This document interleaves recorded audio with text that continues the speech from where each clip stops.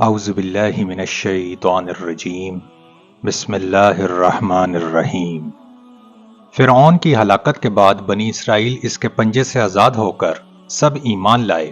اور حضرت موسیٰ علیہ السلام کو خداوند کریم کا یہ حکم ہوا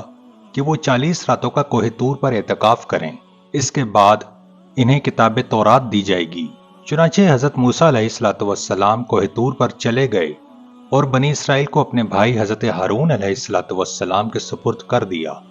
آپ 40 دن تک دن بھر روزہ دار رہ کر ساری رات عبادت میں مشغول رہتے۔ بنی اسرائیل میں ایک شخص کمینہ تھا جس کا نام سامری تھا، جو طبعی طور پر نہایت گمراہ اور گمراہ کن آدمی تھا۔ اس کی ماں نے برادری میں رسوائی و بدنامی کے ڈر سے اس کو پیدا ہوتے ہی پہاڑ کے ایک غار میں چھوڑ دیا تھا، اور حضرت جبرائیل علیہ السلام نے اس کو اپنی انگلی سے دودھ پلا پلا کر پالا تھا، اس لیے یہ حضرت جبرائیل علیہ السلام کو پہچانتا تھا۔ اس کا پورا نام موسیٰ سامری ہے اور حضرت موسیٰ علیہ السلام کا نام بھی موسیٰ ہے۔ موسیٰ سامری کو حضرت جبرائیل علیہ السلام نے پالا تھا،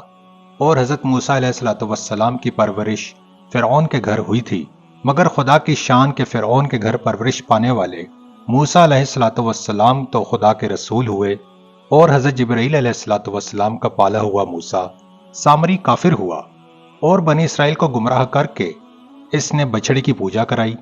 اس کے بارے میں کسی عارف نے کیا خوب کہا ہے، یعنی جب کوئی آدمی ازل ہی سے نیک بخت نہیں ہوتا تو وہ بھی نامراد ہوتا ہے،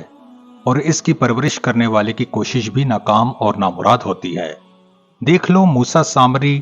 جو حضرت جبرائیل علیہ السلام کا پالا ہوا تھا وہ کافر ہوا، اور حضرت موسیٰ علیہ السلام جو فرعون کی پرورش میں رہے وہ خدا کے رسول ہوئے۔ اس کا راز یہی ہے کہ موسیٰ ازلی شقی اور پیدائشی بدبخت تھا، تو حضرت جبرائیل علیہ السلام کی تربیت اور پرورش نے اس کو کچھ بھی نفع نہیں دیا، اور وہ کافر کا کافر ہی رہ گیا۔ اور حضرت موسیٰ علیہ السلام چونکہ ازلی سعید اور نیک بخت تھے، اس لیے فرعون جیسے کافر کی پرورش سے بھی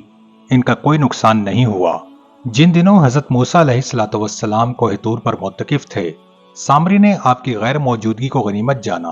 اور یہ فتنہ برپا کر دیا کہ اس نے بنی اسرائیل کے سونے چاندی کے زیورات کو مانگ کر پگھلایا اور اس سے ایک بچڑا بنایا، اور حضرت جبرائیل علیہ السلام کے گھوڑے کے قدموں کی خاک جو اس کے پاس محفوظ تھی، اس نے وہ خاک بچڑے کے منہ میں ڈال دی تو وہ بچڑا بولنے لگا۔ پھر سامری نے بنی اسرائیل سے یہ کہا کہ اے میری قوم، حضرت موسیٰ علیہ السلام کوہ طور پر خدا عز و جل کے دیدار کے لیے تشریف لے گئے ہیں، حالانکہ تمہارا خدا تو یہی بچڑا ہے، لہٰذا تم لوگ اسی کی عبادت کیا کرو۔ سامری کی اس تقریر سے بنی اسرائیل گمراہ ہو گئے، اور 12,000 آدمیوں کے سوا ساری قوم نے چاندی سونے کے بچڑے کو بولتا دیکھ کر اس کو خدا مان لیا،